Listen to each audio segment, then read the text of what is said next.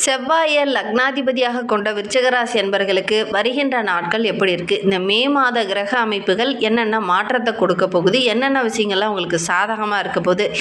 7 ஜென்மங்களும் செய்த பாவங்கள் இந்த ஜென்மத்தில் போகும் அப்படின்னு சொல்லியிருக்கேன். உங்களுடைய வீட்டில் சுபகாரியம் தள்ளி போயிட்டே இருக்கா? எடுக்கிற விஷயங்கள்லாம் தடையாகவே இருக்கா? குடும்பத்தில் எந்த ஒரு முன்னேற்றமும் இல்லாமல் தோல்வியாகவே இருக்கா? வீட்டில் ஒரு கோபூஜை செய்யுங்க. உங்களுடைய வாழ்க்கையில் உள்ள பிரச்சனைகள் எல்லாமே சரியாகும். நம்பிக்கையோடு அதை செய்யுங்க.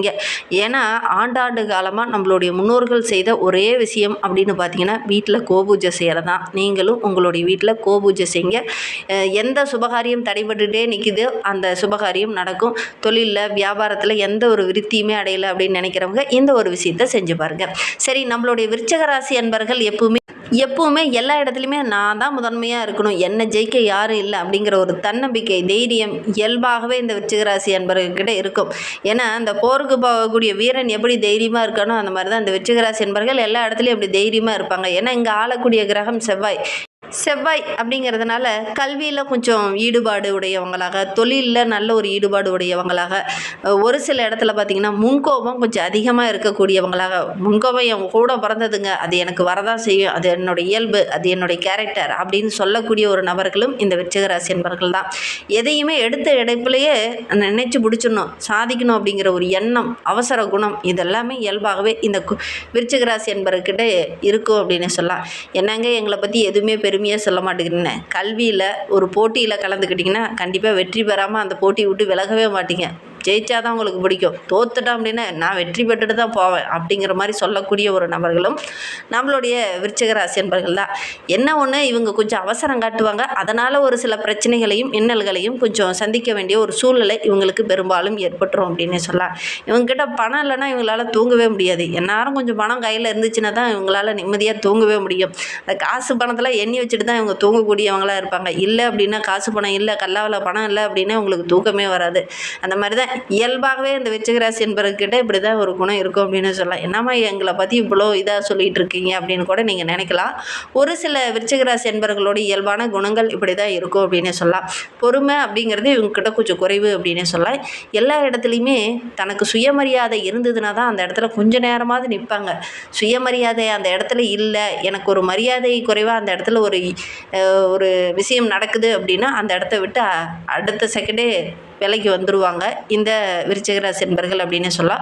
என்ன கொஞ்சம் தற்புகழ்ச்சி அதிகமாக பெருமையாக சொல்லிப்பாங்க, என்னால் சாதிக்க முடியும், என்னால் தான் இது பண்ண முடியும் அப்படிங்கிற மாதிரி தற்புகழ்ச்சியாக ஒரு சில விஷயங்களை பேசக்கூடியவங்களாகவும் இந்த விருச்சிகராசி என்பர்கள் இருப்பாங்க அப்படின்னே சொல்லலாம்.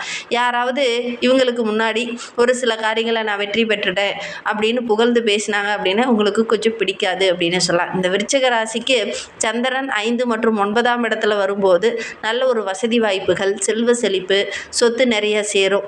பொதுவாகவே இந்த விருச்சிக ராசியில் ஒரு குழந்தை பிறந்துருச்சு அப்படின்னா அந்த செல்வ செழிப்பே இல்லைன்னா கூட அந்த செல்வ செழிப்பை பெறக்கூடிய ஒரு ராசி தான் இந்த விருச்சிக ராசி அப்படின்னு சொல்லலாம். சொந்த பந்தங்களுக்கு இடையே சின்ன சின்ன சண்டை சச்சரவுகள் அப்பப்போ வரும். இவங்களுடைய பேச்சிலையும் கொஞ்சம் அனல் பறக்கும். அதே நேரத்தில் ஒரு சில இடத்துல பார்த்திங்கன்னா என்னுடைய உறவுக்கு நான் ரொம்ப முக்கியமாக இருப்பேன், என்னுடைய உறவுக்குன்னா நான் ஒரு ஹெல்ப் பண்ணுவேன், என்னுடைய நண்பருக்குன்னா நான் ஓடி போய் உதவி செய்வேன் அப்படின்னு நினைக்கக்கூடிய ஒரு ராசியும் நம்மளுடைய விருச்சிக ராசி தான்.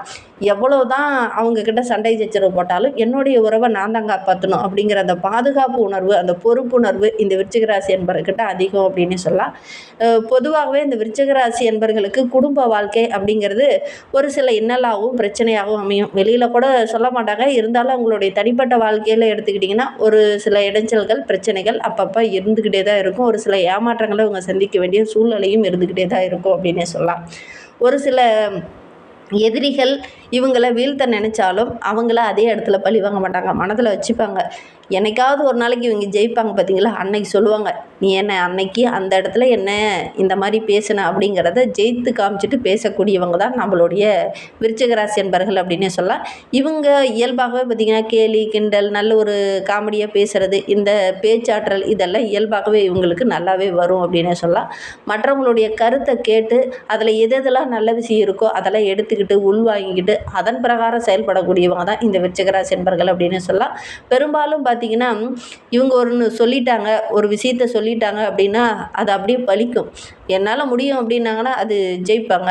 இது முடியாது அப்படின்னு விட்டுட்டாங்கன்னா அது பார்த்திங்கன்னா அதே மாதிரி தான், அது முடியாமல் விடக்கூடிய ஒரு சூழ்நிலை தான் பெரும்பாலும் ஏற்படும். இந்த விருச்சிகராசி என்பர்கள் ஒரு கணிப்பு வைத்திருப்பாங்க, இதை எப்படியாவது சாதிக்கணும் அப்படின்னா சாதிச்சிருவாங்க.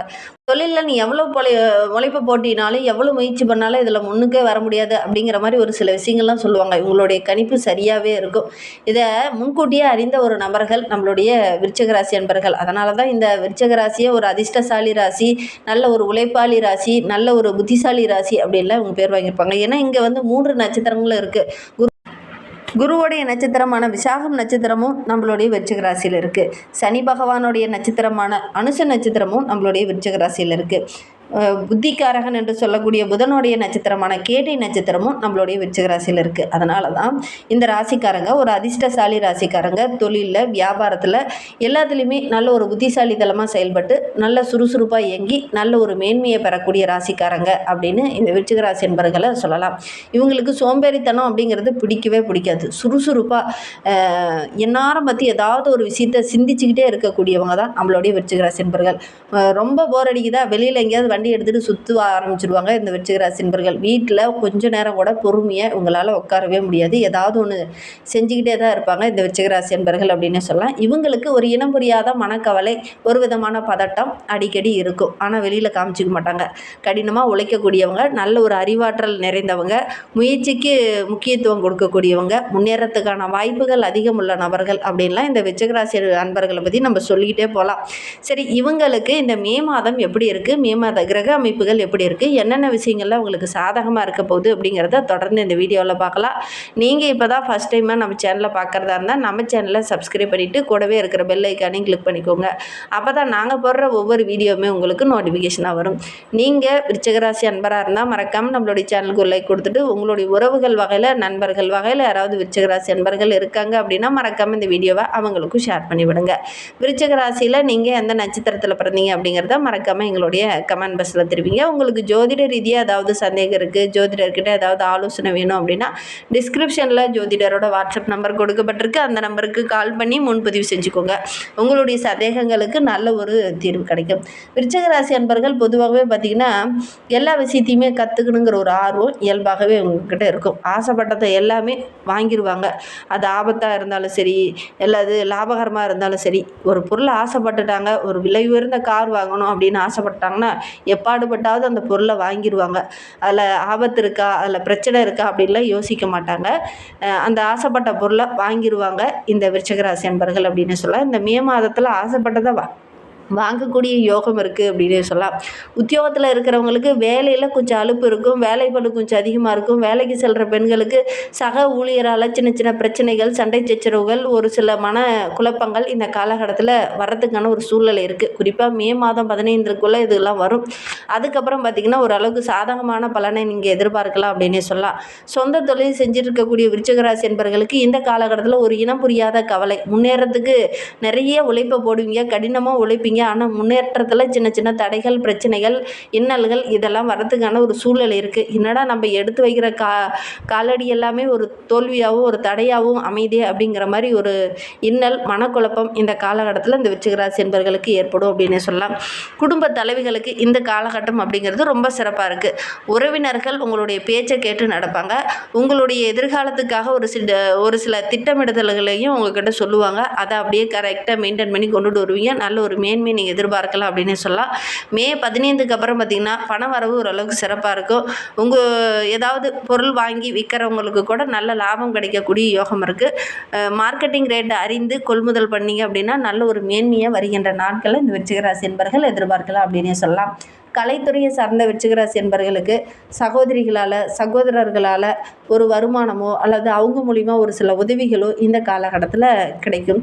அதே நேரத்தில் இந்த கலைஞர்களுக்கு முக்கியமான கதாபாத்திரம் அதெல்லாம் உங்களுக்கு கிடைக்கும். அதனால் வருகின்ற நாட்கள் அப்படிங்கிறது ரொம்ப ஒரு மகிழ்ச்சிகரமான நாட்களில் இந்த விருச்சிக ராசி என்பர்களுக்கு அமைந்திருக்கு அப்படின்னு சொல்லலாம். மாணவ மணிகளை பொறுத்த வரைக்கும் வருகின்ற நாட்களில் ரிசல்ட்டுக்காக ஒரு சில மாணவர்களை வெயிட் பண்ணிட்டு இருப்பீங்க. நீங்கள் எதிர்பார்த்ததை விட நல்ல ஒரு மதிப்பெண் பெறத்துக்கான யோகம் இருக்குது. அதே நேரத்தில் ஆரோக்கிய ரீதியாக சின்னதாக ஏதாவது பிரச்சனை வரத்துக்கான ஒரு சூழ்நிலை இருக்குது. விளையாடும்போது எங்கேயாவது போகும்போது வண்டி வாகனத்தில் செல்லும்போது கொஞ்சம் கவனமாக இருந்துக்கோங்க. காயம் ஏற்படுறதுக்கான ஒரு சூழ்நிலை இருக்குது. கவனமாக இருக்கிறது நல்லது. படிப்பில் கூட கொஞ்சம் கூடுதல் அக்கறையோடு படிக்கிறது இந்த காலகட்டத்தில் இந்த விருச்சிக ராசி மாணவர்களுக்கு ரொம்ப நல்லது அப்படின்னே சொல்லலாம். சரி, இந்த பிரச்சனை ஏற்படும்னு சொல்லியிருக்கீங்க, அதற்கு ஏதாவது பரிகாரம் இருக்கா அப்படின்னு நீங்கள் கேட்கலாம். செவ்வாய்க்கிழமையில் காலபைரவரை போய் வழிபட்டுடுவாங்க. சிவப்பு வஸ்திரம் உங்களால் முடிந்தது அப்படின்னா வாங்கி காலபைரவருக்கு போட்டு வழிபட்டுடுவாங்க. கண்டிப்பாக நல்ல ஒரு சாதகமான பலனை எதிர்பார்க்கலாம். நம்பிக்கையோடு இதை செஞ்சு பாருங்க.